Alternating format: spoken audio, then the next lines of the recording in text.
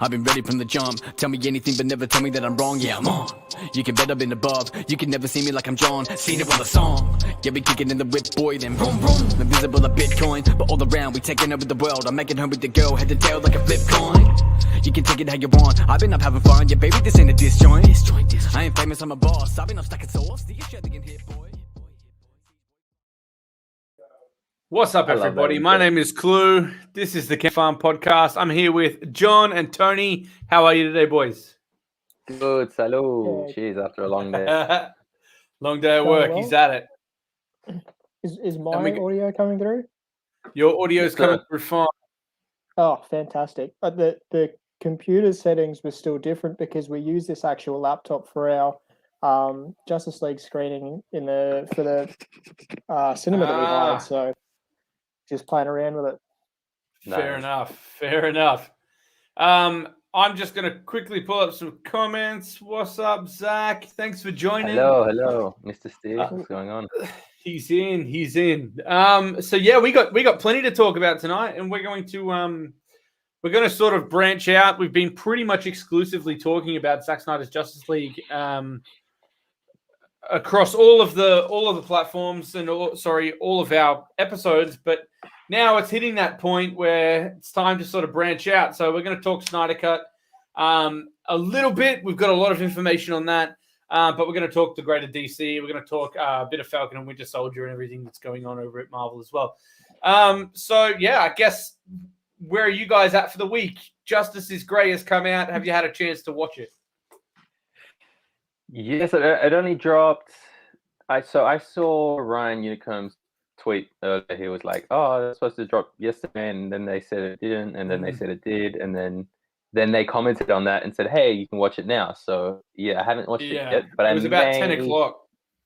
Yeah, I'll tune in for a little couple scenes, maybe my favorite scenes. What about you, John? Sorry, I keep on getting a bad lag at the moment. We're in lockdown in Brisbane at the moment, so maybe I've run out of internet for the day. But no, I haven't had a chance to see any of it yet. I was obviously keeping an eye on the chat and online last night because it was a bit of a delay. But hey, it's a 4-day weekend this weekend, so I'm sure I can fit it all in then. Absolutely, my plan as well is to watch Justice is Grey on Friday.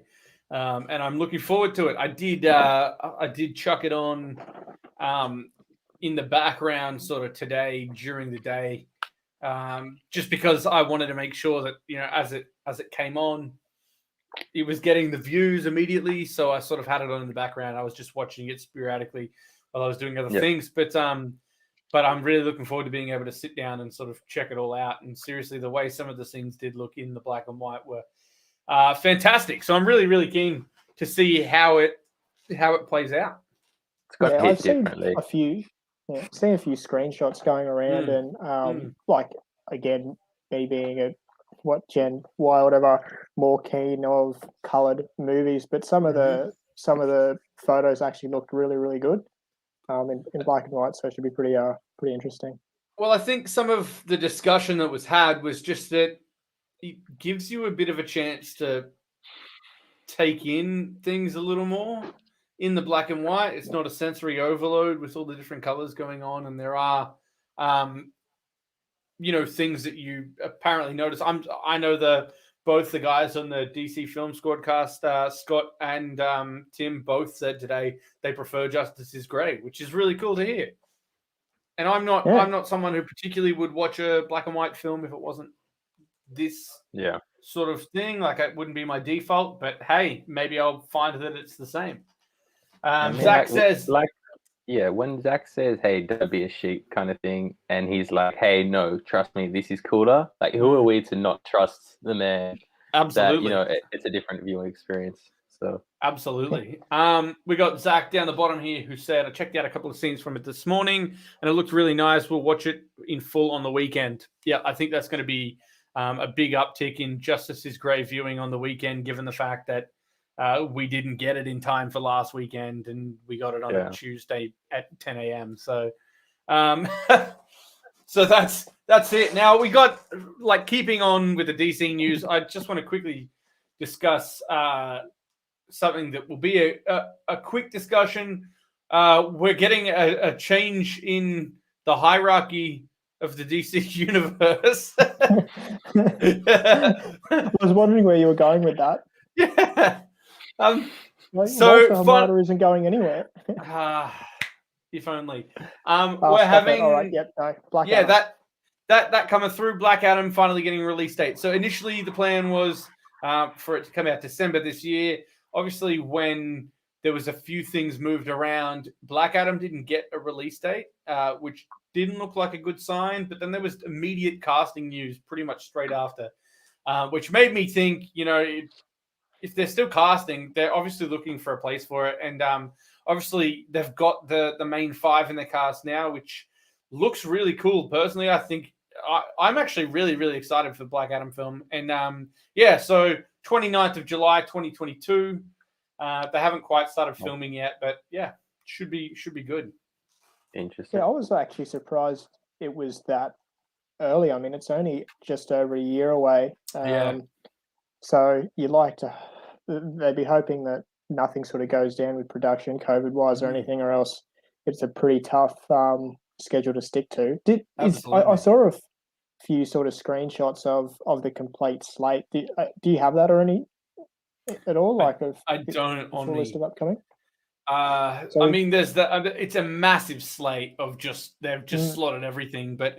Going off the top of my head, what have we got? Obviously, the Suicide Squad coming up.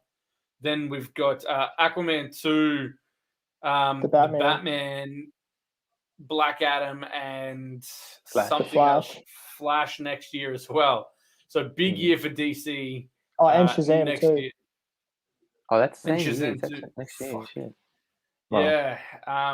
So there's a lot going on. I think. This is where I think the issue has been for a lot of the film studios with the COVID delays.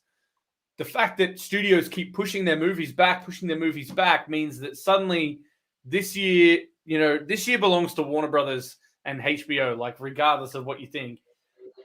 The only movies that are doing well this year are going to be the ones that aren't getting delayed. You got Zack Snyder's Justice League, you got Godzilla vs. Kong, you got the Suicide Squad, Matrix 4, you've got whatever else is all coming out this year and doing the simultaneous cinema and June, exactly. Like they've got a huge slate of new films coming out, and what's going to happen is next year, Marvel is talking about delaying Black Widow again, or they have delayed Black Widow again, and suddenly it's like it's getting to this point where everything is going to be in the space of 12 months, just like we've got with DC with the 5 movies. And I think it's a lot. Massive bottleneck. You can expect Disney to be like, he paid $40 for this prequel that was made about a year ago. By this, I think Shazam 2 might be 2023. I think you're right. Yeah, no, it is. It is. I think it's April or it's early 2023, but I think it's still 2023. Yeah, I thought they were looking to rush the production on that anyway because obviously the kids are starting to age up real quickly. Yeah. It's been a while. It's already probably 3 years since they filmed. It's kind of standard for a sequel, though, 2 to 2.5. Very. But obviously they were supposed to have filmed already. All right. So on Black Adam, the scheduled release date standing, and like when you consider the kind of powers that they've got, you can expect this to be like an effects heavy kind of lightning, all those kinds of interesting powers that they got going on, right? So you look at what the post-production time schedule for Justice League was, which was about 8 months to get all those 2,600 kind of effect shots ready. Maybe say a 3-month shoot schedule with an 8-month, post. What I will say on that is we're judging that on a 4-hour movie, though. We got to, that's true. If we could cut it half. But in saying that, the 8 months was significant. So I would say let's estimate it at 6 months post-production for a 2-hour film, or maybe 220, which is, likely. But at the same time, I think they're getting to work soon. I think a lot of productions are starting up in sort of April, May. You're right. So that's interesting. Did you guys see the announcement in Times Square? Yeah. Yes. Well, that was really cool. I quite liked that. For those who missed it, essentially it was a camera filming all the different billboards in Times Square, had different ads going on. They were like in the middle of them, and then all of a sudden everything went black, and then it was like, Black Adam had essentially interrupted everything else going on, took over every single one of the billboards. Yeah, I thought it was really cool, really effective. Having been in there myself to Times Square, I can imagine how cool it would have been standing in there when that happened. If the voiceover came over, if you're walking through, like, does everyone actually notice, or? I think it would have been loud because it would have been every single one. Like, it's really noisy there, but because every billboard in the area, it would have been a pretty big, like, shock to the senses. Because I think with all the different advertising going on when you're in there, it's easy to either look up and just pay attention to the colors or just block it out completely. But when all of those things turn off at once, you can't help but be like, oh, whoa, what's going on here? Because it's so outside the norm.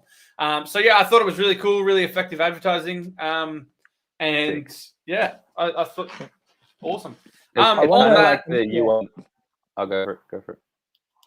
I was saying, I'm really curious as to the tone they're going to go with this movie, if they're going to keep it, like a bit campy sort of style comic one, or if they'll go quite serious and dark. And I'm really keen to see The Rock's portrayal, if he's going to try to pull out an accent or if he's just going to go straight standard.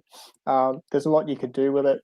I mean, you look at how they portrayed Black Adam in the Injustice video games, pretty badass. So should be very interesting. Yeah, absolutely. I really wish there was a bit of a suit reveal or something. So I was a little bit underwhelmed with the announcement, because it's like, it's I wanted to see some pictures or maybe some more concept art. Yeah, it's just a shame because they haven't done much, so they just can't really. And I feel like they'll save that suit reveal for maybe what like they did with the Batman, like some pre-production stuff or first trailer. Yeah, we don't want no leaks.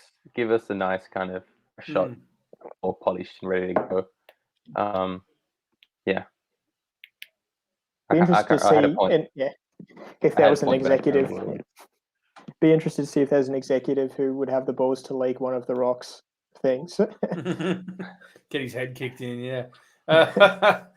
I was just reading an article about The Rock being the key to restoring the SnyderVerse. I can't remember the URL. Is that? Yeah, I've seen the article. I know the one you're talking. I can't remember the name of the site. There's a few of them. There's a few of them going on. Generally, the general consensus is when he signed on and was doing everything, it was right in the midst of the SnyderVerse happening. Obviously, he has the same manager as Henry Cavill. Obviously, the big sort of thing he's been pushing for is he wants to fight Henry Cavill as Superman on screen, which please bring that in. And I think with the changes, even with Shazam, you look at the way that Shazam's portrayal is done in the Shazam movie versus what The Rock's Black Adam is probably going to be. I would say if we went from Hamadaverse, SnyderVerse, Black Adam's going to lean further into the SnyderVerse in terms of seriousness, in terms of tone. I don't think we're going to get a lot of humor out of it, which I don't think it necessarily needs, because I don't think it's going to be, we're talking about a film that's basis is on slavery in an Egyptian sort of nation or a Middle Eastern nation. Nothing funny about that. Yeah. And that sort of stuff. Like, I don't think we're going to, and, again, like, I'm someone I quite enjoyed Shazam. And I think the humor played well into that character. But I think it, needs to be something that it needs to be in the right place. And I think that's the only issue, is that, you could potentially later play up Black Adam as a more funny character in a modern time. But for what they're doing, because I believe this is set in the 20s or something, maybe even earlier. It's going to be more serious. Yeah. It's like some people's gripes with like Civil War and the big airport fighters that, they couldn't put too much weight on it because they were just jokes as they were fighting, probably a little bit out of place. Oh yeah, that shit's still happening now, even in episode 2 of Falcon, which we'll get into. Like they're on top of the is that a transition or joking?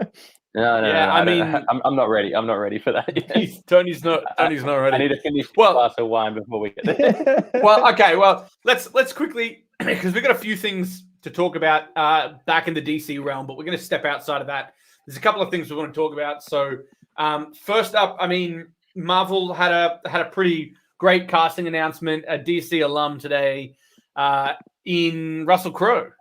And before we get started on that, let's invite the man Ash, who has just joined. Ash, how are you going?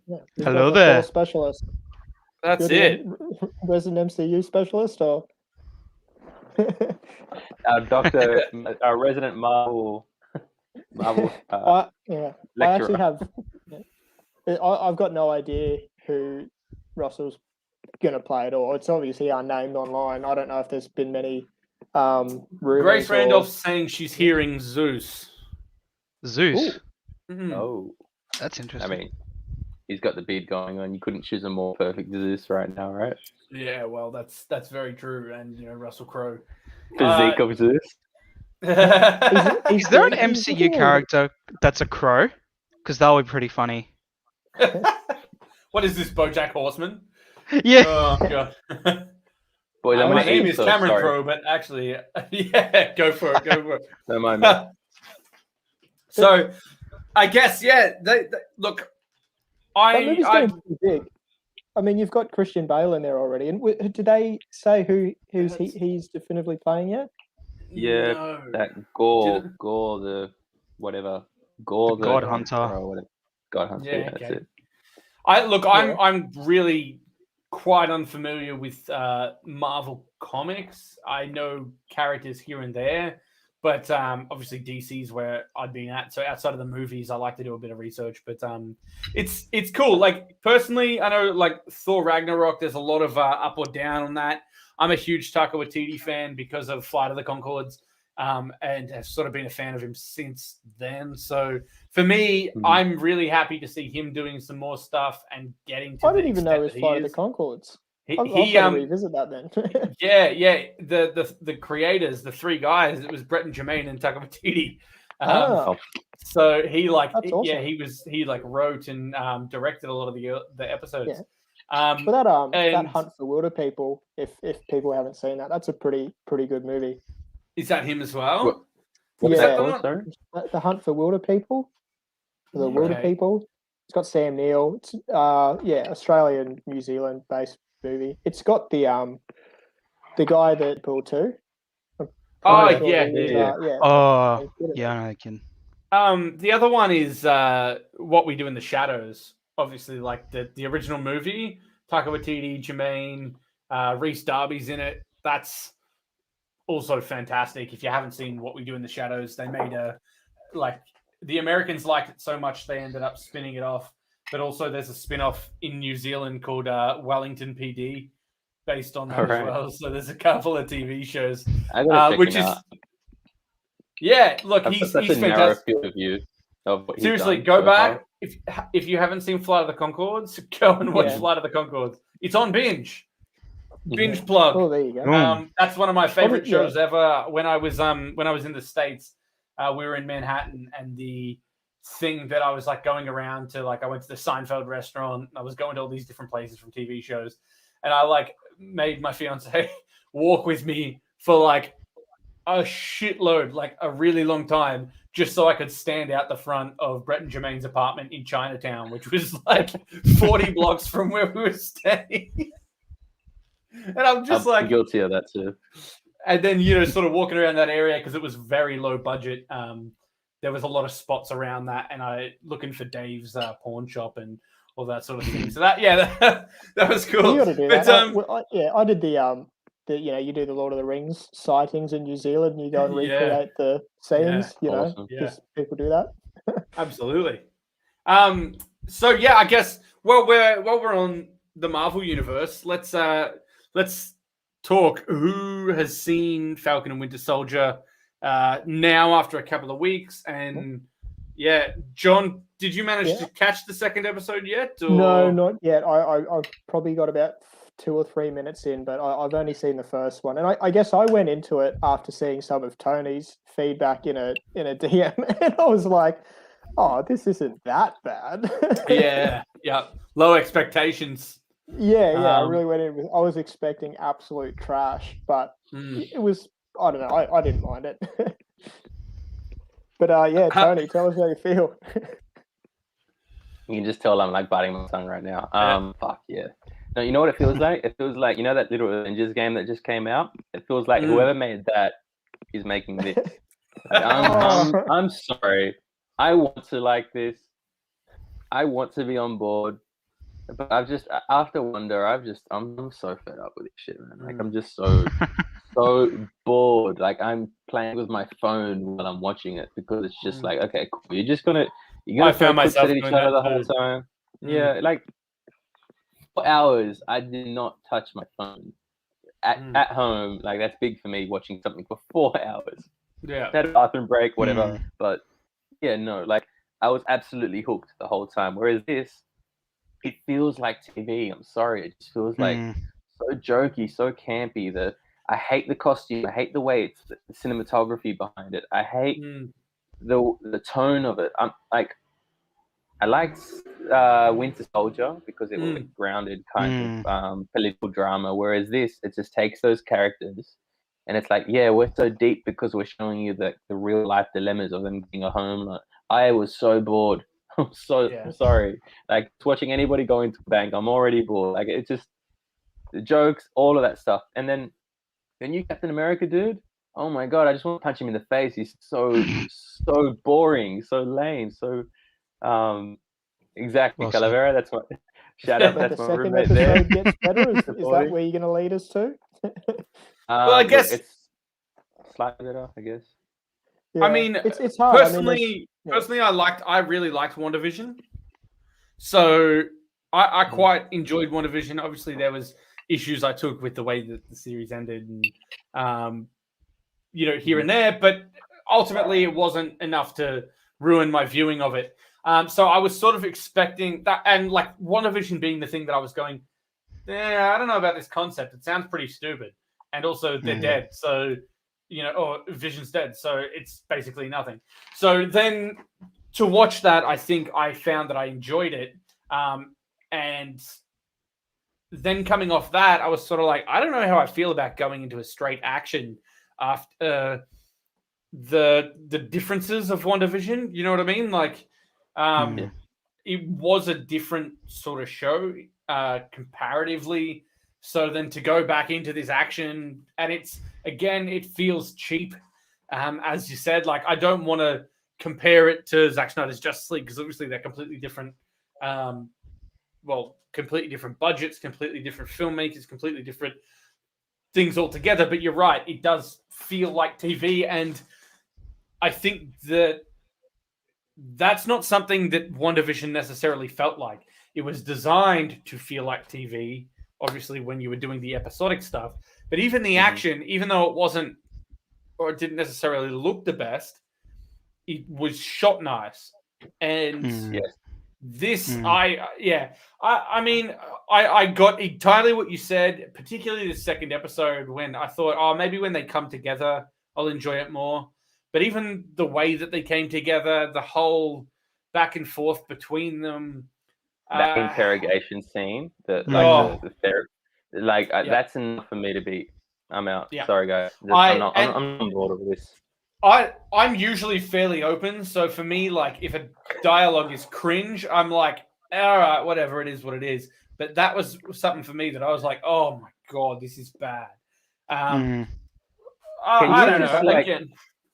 Especially with like how much we've been spoiled with Terrio's script, right? Compare the Nightmare, Joker, Batman dialogue between them. How heavy, how much it gives you, what a punch it gives you in like a how many minute scene. We got 45 minutes of them just talking absolute nonsense and being like, at the end of it, you should have taken the shield, man. Like, we waited 45 minutes for one throwaway line to see where the narrative takes us, and it's like, fuck this. Like, I'm not going to be strung out to watch another 40 things of Marvel and then just to be like, oh, look at this overarching absolutely incredibly interweaved narrative, I'm good. Like I don't need to watch 40.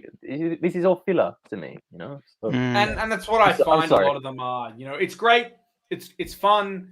I don't feel the need to go back and watch any of them unless I'm really feeling the need to start them all again, just for the sake of watching through all of them. But again, I did that with my fiance because she hadn't seen them. I don't know that I would do it again if it wasn't with her, and I don't think she would want to watch them all again after we did it that one. Yeah, it'll also depend on, like, you know, there's no MCU movies coming out at the moment, so this is what we've got to watch at the moment, and I'm not quite off yet. I'll still see where it goes. I mean, I was very heartbroken when they teased X-Men and then just threw it away in WandaVision because I was really getting on the theories.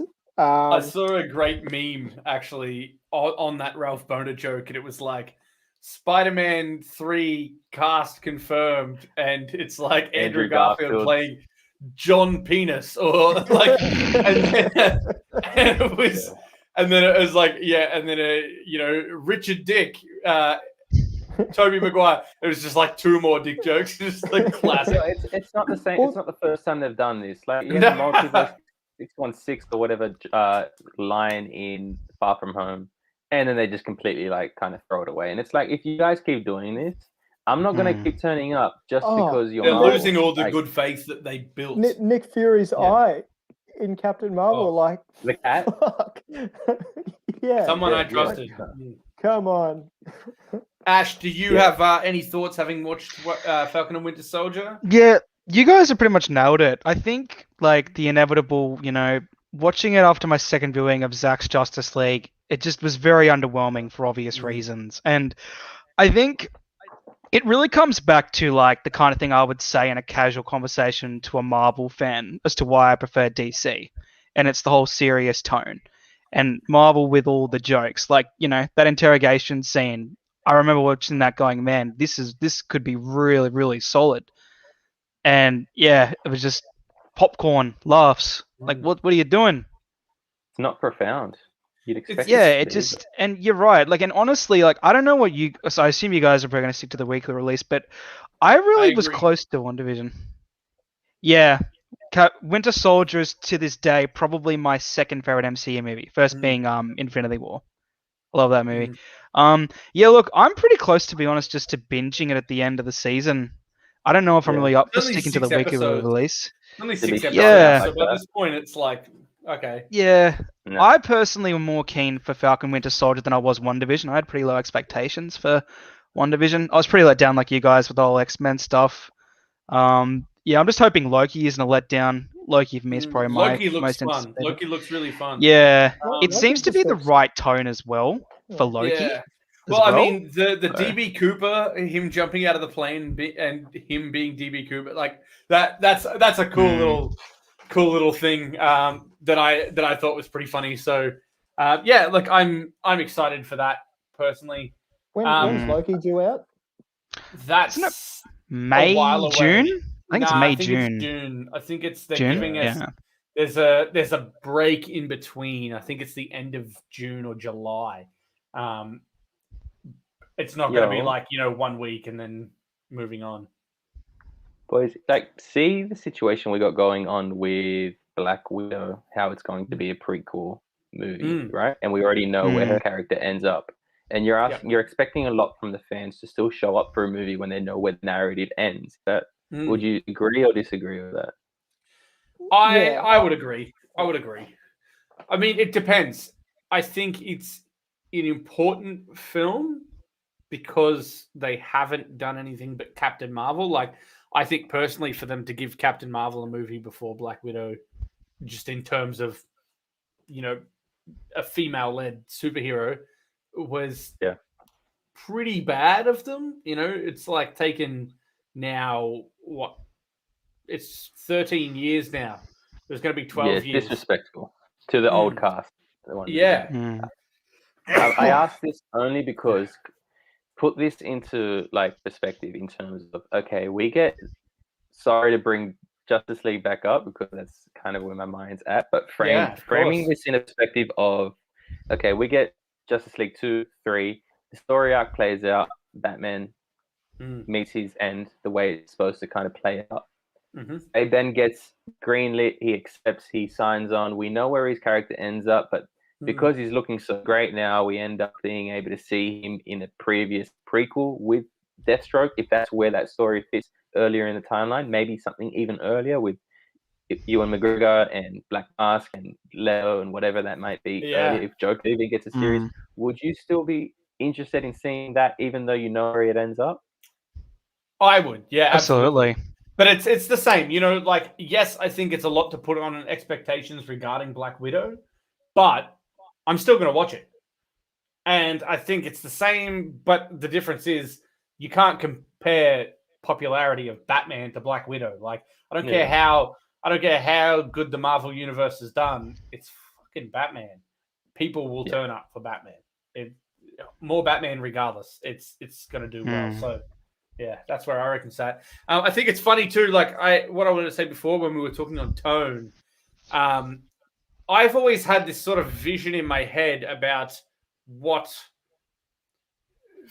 the films are, and I'm not overly familiar with Marvel comics, but I was listening to the "How Did This Get Made" podcast with Jason Mantzoukas and Paul Scheer the other day, and they were talking about And, you know, Jason Mantzoukas has hated all Zack's films. Paul Scheer hated all Zack's films in the DC universe, but they're like, oh, no, we really loved Aquaman and Birds of Prey and Shazam and all that. But they love every Marvel film. They've loved every Marvel film. But one thing that jumped out at me was Jason Mantzoukas was like, oh, I always found that, you know, DC was the studio or the publisher that had all these like really positive and happy, and they were pretty like, you know, basic your themes of hope and brightness, and it was all bright and there wasn't really much depth to it. But Marvel, they're the publishers that then all of their character pieces, theirs were like deep character pieces, like, you know, Spider-Man is just a kid trying to get through his life and that sort of thing. And I was sitting there going, I'm listening to this, but in my head, it's the complete opposite, right? Am I wrong? Like, I just sort of looked at that and I was going, I think, like, for me, DC's always been the one that had these, like, deeper, more, you know, character-driven stories than Marvel. But again, I can't say I'm familiar enough, and maybe it's them 100%. thinking the same thing of DC because they're not familiar with DC, which they both said was the case. But yeah, for me, I always felt that like DC was the character-driven one that had that, and Marvel was lighter and whatever. I don't think it's so much to do with the fact of where like canon sits within the character stories and art and like all the things that have happened in the past. I think where they're coming from, and you can kind of understand where they're coming from when you take into the fact that, like, as a general audience viewer, put them in a seat to watch Batman versus Superman. That's literally the darkest, most kind of, it's the lowest point in Batman's kind of story and his arch, and they don't know what's coming next. And if that's their only sample viewing, and because the model up to now, it's still fairly early within the life cycle of DC's kind of narrative, they hadn't seen Justice League yet, and they hadn't seen the arches play out. So when you have someone like Zack, that Infinity War did in a respect where it was just like, oh my god, the villain actually won this time, you know, like, wow, actual repercussions because it's not a fake out. And then like we got a whole movie, 3 hours of that with Batman versus Superman. So you don't know what's going to play out next. It's going to be some real dark shit in order to get to where the heroes are going. That's what an arc is. So you can expect that and understand that, because Marvel always is like, oh my god, things are going to get dark, jokes, don't worry about it. You know, so. And that's probably why you look at Winter Soldier and Infinity War. They're probably the only real movies where, you know, like, I know that everyone's not real happy at the end of Winter Soldier, but there's some pretty, you know, tough stuff that goes on throughout that movie. And that's probably why it's probably more universally liked because it probably challenged the audience a bit more to not just know that at the end of it they're just going to go home and be happy. 100%. 100%. And like what I will say is that they actually said a lot of positive things about Zack Snyder's Justice League. They really liked it, but they were saying we liked it in spite of the fact that Man of Steel and Batman vs Superman sucked, which obviously I was like, that's.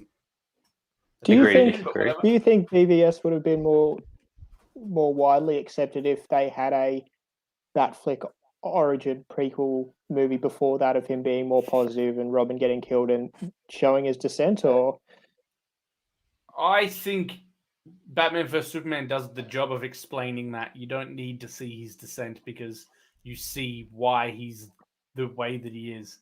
I think I would rather, see the Nightmare film with that included across that personally.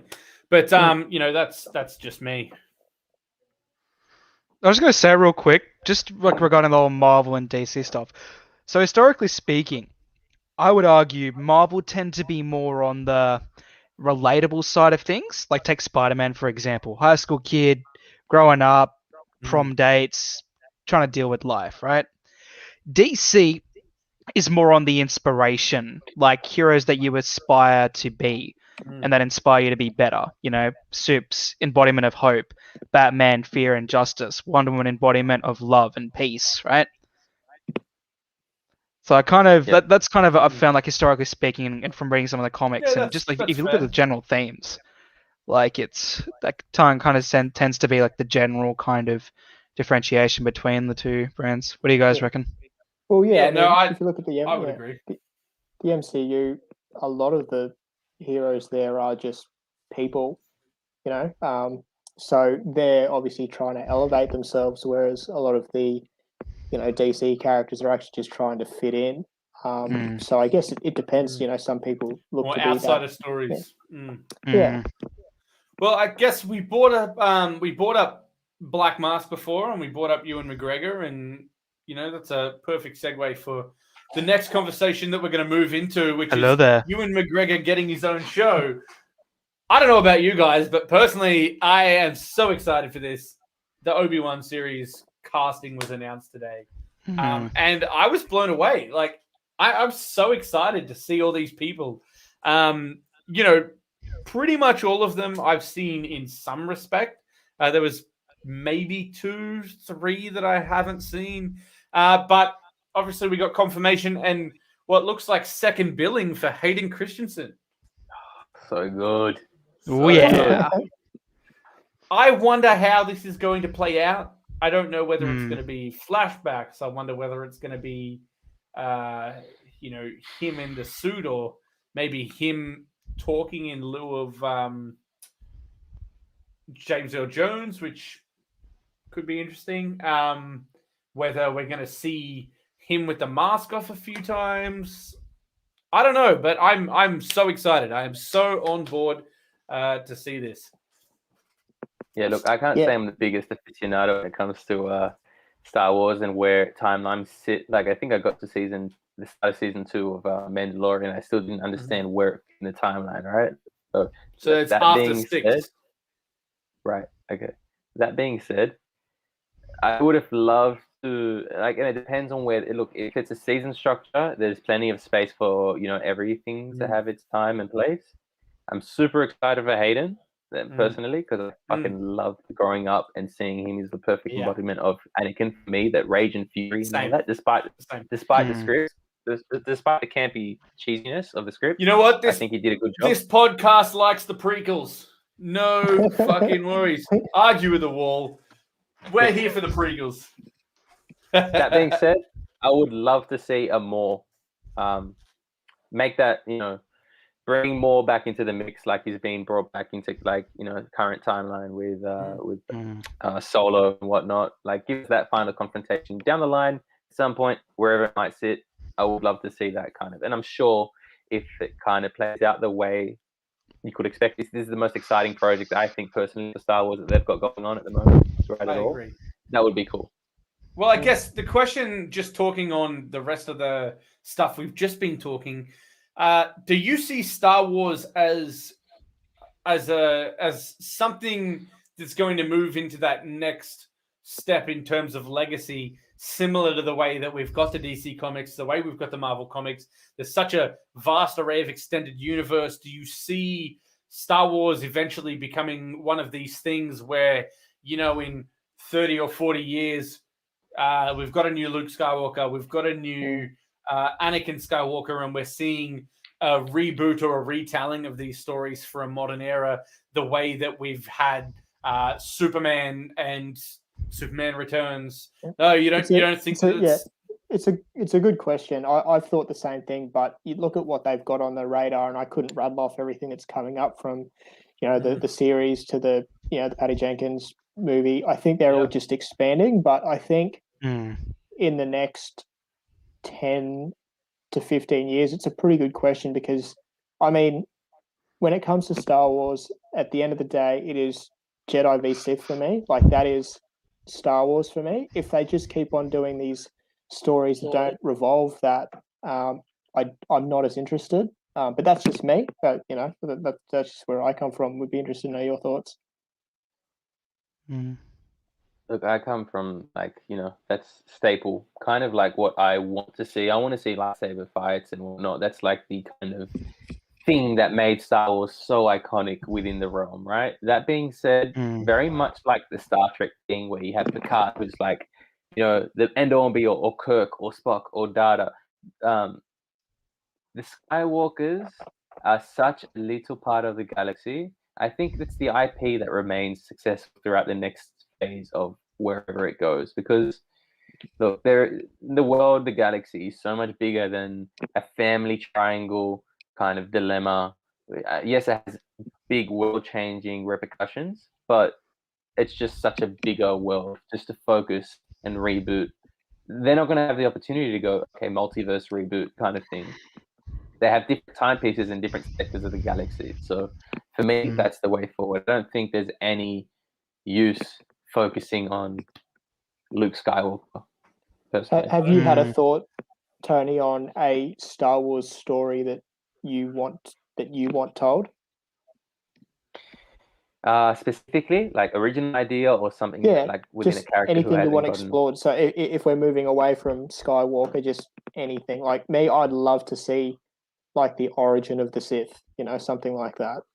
Acolyte is on the way. Yeah. Look, again, I'm not an aficionado. I don't know the world very deeply. I've grown up with it. I think more of Mandalorian, of whatever it was, like, give John Boyega something to play with within his kind of realm. That's not going to let him be in the spotlight a little bit. I think he deserves to give him and Ray Fisher something within the Star Wars world. I'm sure they'll smash it. Just give me an original story set in space. Don't care what it is.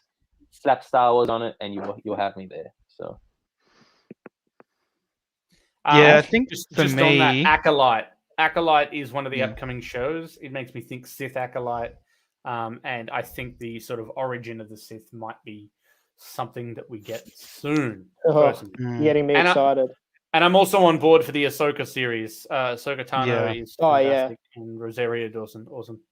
Yeah. I'm just gonna say, for me, look, there's a lot to be said about the sequels, but I think at this point, thinking about like The Mandalorian and obviously Kenobi, probably my own most anticipated series, probably ever since Disney actually bought Star Wars off George.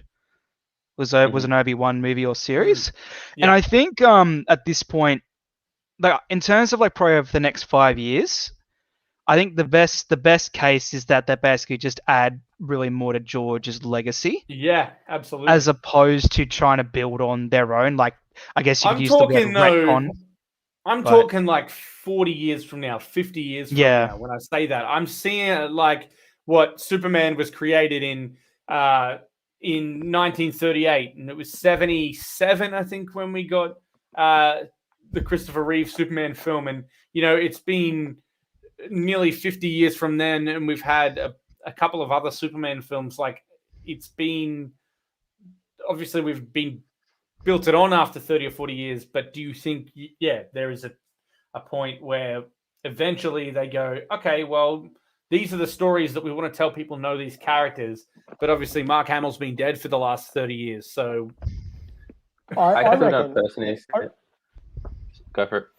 Sorry, I reckon they will one day. I just don't see it happening anytime soon. But no, of course. I am really excited to see hell fucking rain down when they cast a new Luke Skywalker. That is, you know, like it's not a legacy like a Sebastian Stan. It's a proper. No, we're doing it again because that'll be chaos. I just want to jump in quickly and say the project that I thought was interesting, if we could, talking on just any sort of project within the universe. There was a discussion a while ago about a film being developed. I would love to see Zack Snyder do this, and it's a Star Wars Jedi-based Seven Samurai film. Yes. Which, you know, to me, that was a cool-sounding film prior, and then somebody was like, somebody should get Zack Snyder to do it. And I was like, you got me. So just imagine the fights. Imagine the fights of Zack directing in Star Wars. Holy crap. Sorry, do you mean the fights in the film or the fights between just the fans? Everything. Oh, not the fans. We don't want that. Because that unless you want us to bring our Restore the SnyderVerse to Disney, I'm sure we've got the energy for that one. Jeez, put Zack Snyder in a Star Wars film and imagine the toxic fandom at that point. Star Wars and Snyder. Two quick things, and then both mini tangents. So, like, in terms of restarting Skywalker kind of like arc and not 50 years down whatever generation, I think different characters speak to different people within the different timelines and generations. We see Harley Quinn with more popularity right now than Deathstroke, Manganiello, that has such a deeper lore, that's been around for longer, that has such a regardless, it speaks to this generation as a whole. Absolutely. More for a Harley Quinn story to be spoken right now because of the representation, because of the popularity of the actress of Margot and everyone. So, like, you know, Skywalker, maybe he stood for something 30 years and that kind of nostalgic thing is still lingering till today. But I'm sure you give someone another original character, it can be just as loved. Whatever's bigger now is bigger than what was previously because of the attention that it gets these days. You know, you can see Bieber that's bigger than what Michael Jackson was, you know, analytically, for example, right? So, you know, like, I would love it. Sebastian Stan kind of legacy kind of thing. Put that to bed if that's the case. Move on. Give me another original story. Yeah, absolutely. Now, in terms of the Zack Snyder Star Wars thing, look, we're going to have some big things to talk about in terms of contractual obligations and tying that man down, because we see what Netflix is doing, how much they're greenlighting. We see HBO Max, what's going on, the potential for that service to grow. We have Disney that's also kind of throwing up in the air, giving Patty a doorway in, moving from Warner to thing. Whoever ties that man down, I'm guaranteeing you, it's going to have to be for over a bill. Give him bigger money than the Bad Robot deal, because that man is a visionary. That dude can do whatever he wants. Like, whoever ties him down, it's a built-in fan base. Yeah, it's a guaranteed audience. Like, it's a guaranteed audience now. To it. They've created, or this Zack Snyder's Justice League. Ironically, like, Warner Brothers has created a monster that is likely going to turn away from them because they mistreated it. You know, they've got this. They've mistreated him and the fans, and now the fans are just going to be like, "All right, Zack's going to Disney. Well, I'm a Marvel fan now. I don't know. Tell you. Yeah, I'm going over there. I'm telling you right now, if Zack goes over and directs a couple of series for Marvel or a couple of Marvel movies, they're probably going to be my favorite Marvel movies. I would have to guess, just based on the style. But yeah, like, moving on to Zack Snyder's Justice League. We got some information. We got little bits of information talking about, obviously, the numbers and how things have gone. Now, we know we haven't seen anything yet properly, but we've got a few little bits of information, particularly one bit that jumped out today that I thought was really interesting. But I want to just point out that records have been broken for streaming services. Most watched film on streaming services on Binge in Australia, in France, Brazil, Canada, Russia, and I'm pretty sure there was another one that I couldn't remember. I'm pretty sure it is 6 different countries that this is the most viewed thing Yeah. on their platform of all time. Well, the numbers, I saw the Samba reporting that 2.2 million households and 954K in the UK. So, they're not very small numbers. I just don't know why it's taking so long. Normally, if you look what happened after Wonder Woman came out, I wonder what the delay we in the know numbers. We know why there's a delay, because the delay, it makes Warner Brothers look stupid. It makes Warner Brothers look stupid. They know it makes Warner Brothers look stupid. And if it was bad, we would know it already. Because they would want to be broadcasting that to say, see, it sucked. Nobody watched it. It was just your core fans. The thing is, it isn't bad. It's fantastic. It's crashing servers. Like, it's crashed servers on HBO Max and HBO Go upon release. It did it again for Justice is Grey. And that was with like 3 hours notice that it was coming out at midnight, so, and it was in the middle of the week. So people are going, oh, this 4-hour movie that I'm sort of anticipating that I've already seen, but now the black and white version is coming out in 3 hours. Yeah, I've got work tomorrow, but I'm going to watch it at midnight because I'm that much of a fan. Crash the servers again. So there's obviously a massive number. And going on to that, the massive number, we've seen a little bit of information based on there was actually an uptick in downloads in the app, HBO Max significantly, the highest app downloaded this week.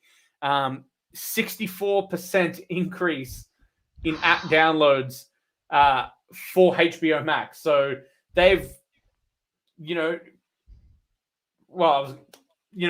a huge amount. They've almost gone 3/4 as much as what they've had. They've had over a third, over 2/3 increase. And there's obviously a lot of people out there saying, don't just cancel your accounts after you get to see the movie. But I do start to think, like, at what point, do you just sort of say, oh yeah, stay on because we might put a schedule out? Like, what's the window before they actually go, no, we definitely aren't progressing? Because, hey, there's a lot of good content on the relevant streaming services, because we know that it's not just HBO Max.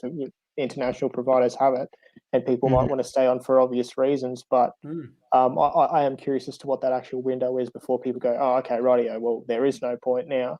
Absolutely. And I think it'll be at least a few months, maybe 6. I would say after 12 months, if we haven't heard anything, do what you want to do. But one significant thing, we knew that as of December 31st, 2020, the user count was 17.2 million active users for HBO. Now, it was somewhat closer to 35 million total, but that's including HBO subscribers in America who already had HBO and then were able to move over to HBO Max. 17 million have. Now, I believe of that, it was something like 8 million, so they are bringing subscribers across. But obviously, there's a lot of new subscribers. 17.2 million. They had an uptick of 8.9% because of this one movie.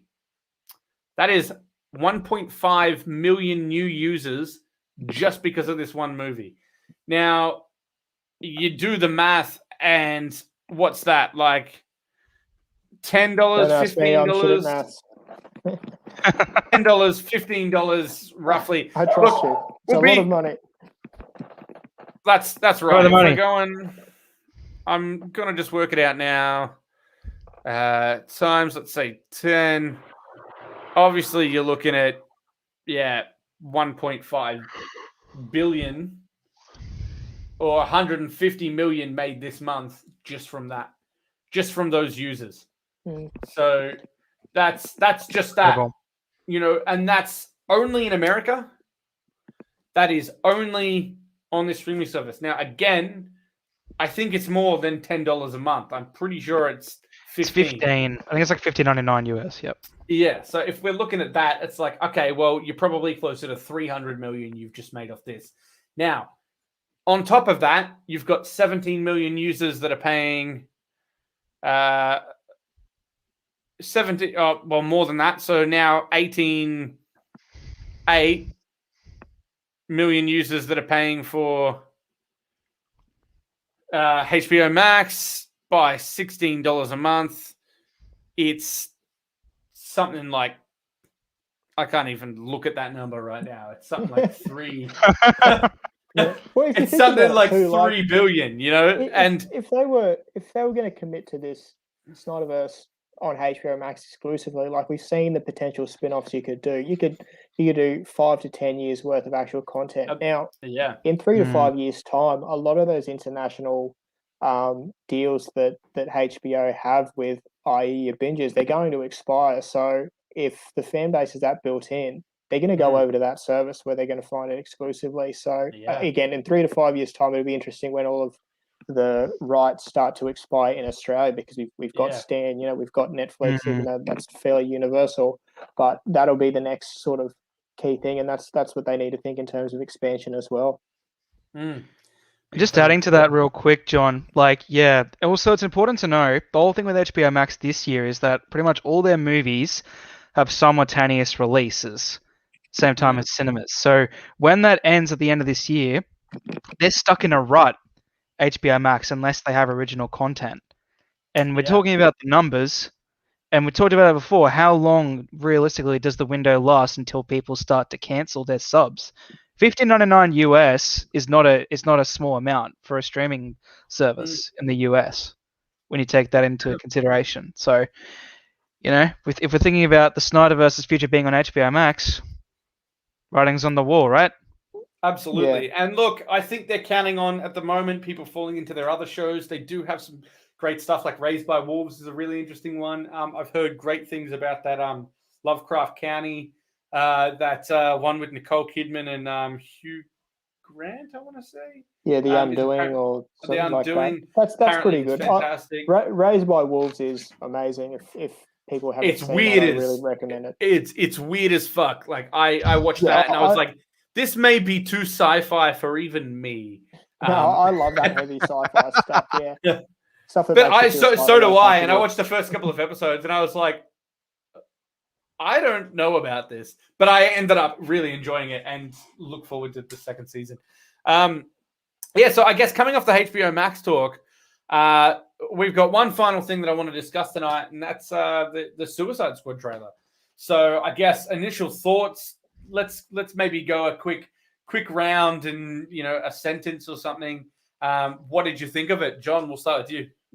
Yeah, I was like, my focus has been so heavily on Justice League that I knew this movie was coming, and I actually didn't get too much from the hype reel from, was it Fandom when they released the initial stuff, but I actually quite liked the trailer. I don't know why a few people were sort of up in arms about it.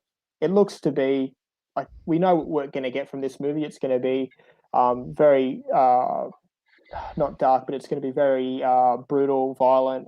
There's going to be penis jokes, and I'm all for that. I don't know why people weren't on it, but we know what it's like. So I'm really excited. I did see the comparisons between CW King Shark v King Shark in this, but hey, Sylvester Stallone voicing him, I'm all there. So I'm going to be watching this movie as soon as it comes out in the cinemas, and it was really cool that even James Gunn came out and was pretty supportive of the traditional Snyder fan who weren't sort of shit canning a lot of his stuff. So good on you, Jimmy. Absolutely. Tony, where are you at? I saw the negativity coming out of me today. Look, I'm not the biggest James Gunn fan. Like, you guys know this. I don't really care for. I guess his body of work. I don't really care for it all that much. Him as a person, the stuff in the past kind of bothers me a little bit too much to kind of get past that. But look, I'll separate the art from the man and be like, okay, cool. I'm here for it. Looks okay. I respect the fact that he has some knowledge of law and canon with Sarah and whatnot. Looks interesting. Looks like a cool one-off kind of one-shot movie for me in terms of like, don't get too attached to anybody. Cool. I'm here for a one-shot, but I'm not going to rush to see it. Fair. And look, and that's something that you sort of question when it's so early. Does your excitement waver because it's still so fucking far away? And we've seen one trailer. When it gets closer and it's a couple of weeks out, whether you go, oh, okay. Ash, where are you at? Yeah, look, I'm fairly keen for it. I'm a big fan of Guardians of the Galaxy. I do like his work. He's pretty out there, James Gunn. I think we all know that. Yeah, look, honestly, I thought King Shark absolutely stole the show. I think he's going to be brutally fantastic. I laughed my head off when he's like, num num, picks the guy up, has a meal. That was pretty good. I'm really digging the R rating. I'm liking this momentum that DC's doing. Just, not trying to, go straight. And not there's anything wrong with this, but, DC being DC, I like that they're just unapologetically going straight for that R rating. That serious tone. Like John said, going to be plenty of dick jokes. Digging old mate Cena as Peacemaker. I think he's going to be good. I don't really know what to think of the Peacemaker series on HBO Max. Just as a quick side note, seems to be one of like those random announcements that you don't really see much of it. I mean, I'll probably give it a watch, but yeah, look, kind of what Tony was saying. Don't really see much coming out of it. I do see it personally liking it more than the first Suicide Squad, even the extended cut. But yeah, just trying to figure out where the heck it all ties into. I'm assuming that this is not going to be part of the SnyderVerse. But who really knows? Well, I think the movie's it's definitely going to be. It is what it is. Like, it's not trying to be anything else. I think it just dives right into it. It was sort of, not saying the tone's the same as Shazam, but like Shazam, I didn't go into Shazam expecting this grand scale mythological type thing. It was just straightforward popcorn movie. This, in my opinion, is probably going to be the same. Absolutely. Yeah. I guess this is going to go running back into Feige's arms right after this. So I don't expect him to stick around and be like, oh, this ties into such a bigger story. Like, if it's a one shot, like, cool, I'll watch it when I have time. Get a chance, yeah. And like Ash, on that, what you were saying regarding obviously King Shark and the design they went with, I think they sort of probably looked at the popularity of Ron Funches' King Shark in the Harley Quinn series and sort of seemed to stick with that. There's no doubt. That same sort of feel with that. And, again, I really liked the CW look in comparison, but for what they're doing, that's cool. I guess me watching the trailer, there was a couple of things. I noticed a significant lack of Boomerang, and I don't want Boomerang to die. He hasn't had enough of a chance. He's like the only Australian character in the entire fucking thing, so let's just keep him. Yeah. Margot. And also, no, character. Oh, yes. Character. But yeah, I would really like to keep him. And not only that, but he sort of surprised me with how much I liked him in David Ayer's Suicide Squad. So that's something that I noticed, and I'm now, starting my own little out loud. I'm consciously saying to everyone, Boomer dies, we riot. So, nice. Get it trending. Yeah, I'm with you. At this point, I've got a feeling. Yeah, I've got a feeling he does, mainly because there's two groups, right? Yep. And the trailer is focused more on one group. I reckon group one is, have a crack, guys, and something goes pear-shaped. I'm so over DC trying to be Deadpool, man. Yeah. Like, you got Harley Quinn with the ball break, and now you're gonna have like the X-Force kind of quip of, this is X-Force dead. Oh, this is Suicide Squad dead. You're so groundbreaking. Wow, like I'm good. Absolutely. And I guess I want to address, I had a bit of a conversation about how inappropriate the dick jokes are. It's frat humor. It's not going to appeal to everyone. I don't necessarily think it's offensive or inappropriate. It's just stupid. But I go, all right, at the same point, I didn't necessarily laugh at that joke. I thought, I really liked his delivery when he said, if I had to eat an entire bag of dicks across the entire beach for liberty, then I'd do it. I liked his delivery when he goes, no problemo. Problemo. I thought that was funny, not the actual joke itself. Yeah, Sorry. I'll clip it. But no problemo made me laugh. The delivery of that, but at the same time, the joke didn't necessarily make me laugh. But who am I to say anything about it when every single time I hear Sterling Archer say, "Eat a bag of dicks, Jungle," I piss myself laughing at that. It's the same thing, So I think calling it inappropriate. It's an R-rated movie with frat. There's going to be aspects of frat humor. You look at the same thing. Nobody was questioning the fact that Harley Quinn was talking about getting fucking come on by angels. So, there was nobody going, "Oh, that's inappropriate." It's a bag of dicks. Look, who cares? The car license plate joke. Fuck. I was like, that's terrible. Bad. Just Terrio was worried he was never going to get a job again after Star Wars. Like, I'd be worried if I was this script writer. I'm sorry. I am so not. Personally, I'm not offended by the profanity used. I'm just offended by, it's just, I find it insulting as an audience that we're still in the early noughties in terms of what's funny these days. Fuck, mate. And then the next thing, a little on the nose with the you cough without covering your mouth, then you die. That's so irrelevant. Let's throw a work statement in there. Oh, come on. Captain Boomerang is always a part of the Suicide Squad team and helps create a chaotic and paranoid environment. He needs to be a mainstay. I would agree. And I'll say he's helped create a chaotic and paranoid environment for me because I'm concerned that he's going to die. Captain Boomerang is one link to the Snyderverse, bearing that he was captured by Flash. Yeah. So I will be probably why he's going to die. Yeah. I will be curious if Gunn tries to do like a bit of Easter egg world building, like we saw at the end of Shazam with the headless Superman. Like, I think they said in this iteration, Bloodsport had tried to kill Superman or something. So I wonder if that's going to be shown with a headless Superman. Probably won't. Can I say what I'm excited for? Funny. Go. I'm excited for when this movie's done, and then we're just like, yeah, by the way, that wasn't canon. Let's just all revert back to like A cut because that's where the thing was. And it's a cool, fun one shot, but actually Boomerang isn't dead. Yeah. He's a cool thing with him in Flash. That's what. Sorry, again, guys. I'm keen for Polka Dot Man. Coming. Yeah, right. I believe that. I'm keen for Polka Dot Man as well. I think he's a lot of fun. I quite like and I can't remember his name, and I should, but the guy who played Merle in The Walking Dead, and then he was in Guardians of the Galaxy. Michael Rooker. Michael Rooker. I quite like him, and he's obviously close friends with James Gunn. I know that Mike Rosenbaum was offered a role, and I don't know what role, but I know that he was offered a role.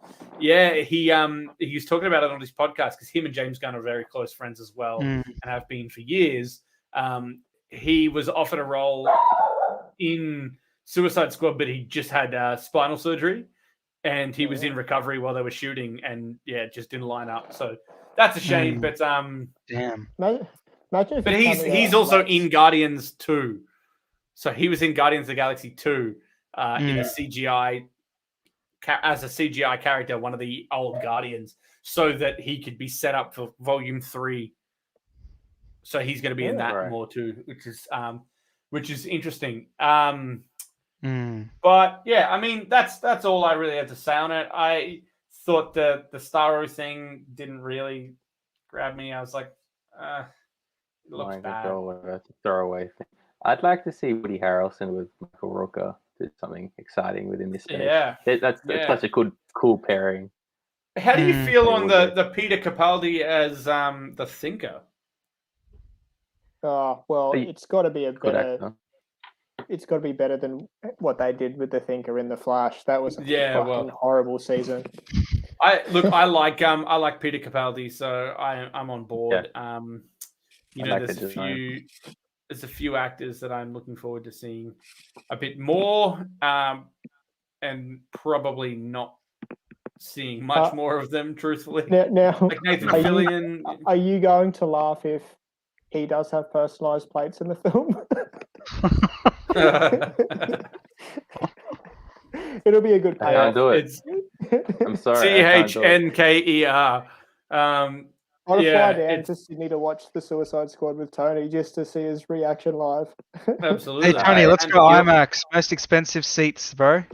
On you. 3 hours. Is IMAX going to be open in Sydney by then? Who the hell knows? Honestly, they're incompetent. I'm gonna just drive to twats. Melbourne, but I mean, I would go to if IMAX was open in Sydney by then. I would go to IMAX in Sydney to watch it with all you lot. But I'm like right in between Melbourne and Sydney, so I could sort of go either way. I want to quickly campaign for give me Daniel Craig as Constantine and put him in the film with Dr. Fate, get 2 007 going. How would you feel about them bringing Keanu back for Constantine? Oh, I'd be on board with that too. Put him with Dr. Fate doing something cool, but I find Keanu. I love Keanu Reeves, but I also find him to be extremely wooden as an actor. He literally plays Neo in everything, and I'm on board. I'm 100% on board. I don't even care, but. Yeah, he's very one note. But I liked Constantine fine. I only watched it for the first time a while ago. Hasn't aged terribly well. Nah, it looks fine. And Peter Stormare being in it as the devil, and there was some good casting in it.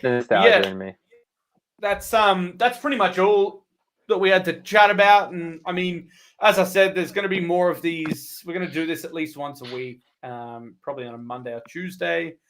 And, in between, there's going to be plenty of news coming out that we can sort of jump on and chat about. But occasional Saturday beers. I just want to bring this up too, Zach. I enjoy Matt Ryan's Constantine. Daniel Craig sounds cool. Matt Ryan was fantastically cast as Constantine. And I was so glad that they brought him into the CW universe, even though what they did with him wasn't amazing after a while, but I never really thought of Daniel Craig until Tony mentioned it a couple weeks ago, and I'm pretty on board. Like I was keen to see like a Hugh Laurie just because I was a big fan of House, and there was such an a-hole in that. Might be he's fairly old now, Hugh, but he's also in a show at the moment. Awesome. Some space. Have you seen Avenue 5? Have you seen it? No. Have you seen Veep? Because he was a recurring character in Veep. No. Which is all right. Veep, hilarious. It's Julia Louis-Dreyfus from Seinfeld playing the vice president of America, and he at one point comes in playing her running mate and lover, and it ends up it's very good. But the creators of that show then went on to play or to put him in Avenue 5. It's only 10 episodes or 9 episodes at the moment. I would recommend he gets to very, very House in that he gets to it's a comedy. It's him, Josh Gad, and a bunch of people that you recognize. But the guy from the bloke from Yesterday, the Beatles movie, he's in it as well. But Daniel Craig, the great thing is that he puts on his American accent, but he's actually an actor faking it. So he switches between his American accent and his British accent back and forth throughout the show. And progressively more people are realizing and hearing him and going, what's that voice you're doing? And he's like, oh, yeah, no, this is my real voice. This is my real. And it's really funny to watch. I'm looking forward to the second season of it. Yeah. You got quite a reading list, mate. You do some serious studying on TV and movies. You're gonna have to drop some knowledge on me. Oh, mate, you need a TV show. You need a TV show to watch. You tell me what you like. You come to me. Yeah. I was thinking about giving that because I think we watched Space Force with Steve Carell, and I was like, and I was wondering if it was going to be sort of similar. We're just, it's totally different. As I said, Veep is another show. I just rewatched it during the American elections because it was very relevant, and it's very funny. It's very funny. HBO. I think it's on Binge as well. Both those shows are on Binge, both created by the same people. The humor in it is quite R-rated. There's a lot of language. It's very funny. And I would definitely recommend you give both of those a go. But yeah, Yeah, Avenue good 5, listening. 9 episodes. I Awesome. think you'll find you like it. It's very good. All right, I reckon we call it at that, boys, because I could just go on about TV shows that I like and would recommend for another hour, and it'll be an hour. That sounds of like me a Saturday talking at stream you. TV show chat. Yeah, absolutely. Podcast stream. You know, It's that's Kent it. Farm kick-ons. Kent Farm kick-ons, and we can chat about TV shows and movies that we like. So, yeah, You can ask we'll Jay call it at Courtney, that. tell him all the reasons we don't want him to die. Yeah. That's it. I mean, all I have to say to that is if I was personally going into James Gunn after he killed off Captain Boomerang, this is basically what I'd be like. Are you effing stupid? Had to use it. The one thing that I've got. I'm gonna grab some more. We'll sort it out. But thanks again to everybody who joined in tonight. Thanks, boys, for jumping into chat. This has been the Kent Farm podcast. Don't forget to like and subscribe. Follow all the boys. Their handles on Twitter are right there. So check them all out. And yeah, until next time. I've been ready from the jump. Tell me anything, but never tell me that I'm wrong. Yeah, I'm on. You can bet I've been above. You can never see me like I'm John. Seen it with a song. Yeah, we kicking in the whip, boy. Then boom, boom. Invisible like Bitcoin, but all around we taking over the world. I'm making home with the girl, head to tail like a flip coin. You can take it how you want. I've been up having fun. Yeah, baby, this ain't a disjoint. I ain't famous, I'm a boss. I've been up stacking sauce.